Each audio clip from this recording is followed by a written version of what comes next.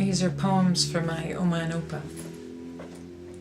I wrote the one for my Opa in 2003, and I wrote the one for my Oma when I was 19. I'll start with Opa's. He walks alone in the field out there, and he stares at the mountain sometimes, and he drives around in the tractor, irrigation pipes like chimes. He helps the mothers bear their calves and builds a better fence. He defends his fields from choker weeds. He walks in silence. He rumbles down the gravel roads. He built a swimming pool for us, and echoes of our laughter fill his heart, replacing dust.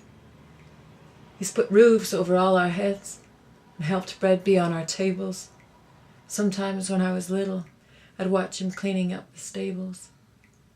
We all say he works too hard, but his eyes still sparkle true. He says it's all been worth it. He says these things to you. He sings praises to the Lord and plays cello and recorder, with Oma on the piano keys, together making memories. When the cows went, it was hard for him to know just what to do, but he keeps it all still truckin' for his beloved few. So he's built this sacred kingdom. He says he could die tomorrow beneath the breast of the Beaufort Mountain, that he'd not be plagued by sorrow. And he walks alone in the field out there, and he stares at the mountain sometimes, and he drives around in the tractor, irrigation pipes like chimes. And I just hope he knows I know that these are the ties that bind. He walks alone in the field out there, and he stares at the mountain sometimes, and he drives around in the tractor, irrigation pipes like chimes.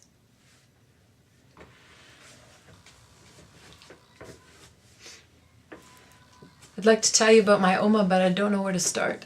She peels apples and potatoes as if it were an art. She cooks and cleans and weaves all day and grows her garden too, and she stores crackers, cookies, gummies, sweets, and gives them all to you. We talk a lot, to her and I, of what we think and feel. And when the coffee's just been poured or butter made, she's never bored. Or when she plays the harpsichord and sings her songs about the Lord or sets for evening meal, it's always got that Oma touch of not too little, not too much. She calls herself Mrs. Frank and has a healthy, growing mind. And whether we're near or far apart, I've got her here inside my heart. And she does too, between it all, the buns and dishes, nighttime call. She loves me, this I know is true, and all she does and all I do. From Cheerios and sewing clothes, Christmases and heaven knows all else that I could never touch with just a pen and paper. Anyways, I guess you see how precious that she is to me. She really is a gift to all. She still knows how to bend. And knowing I could write forever, I think maybe I'll end.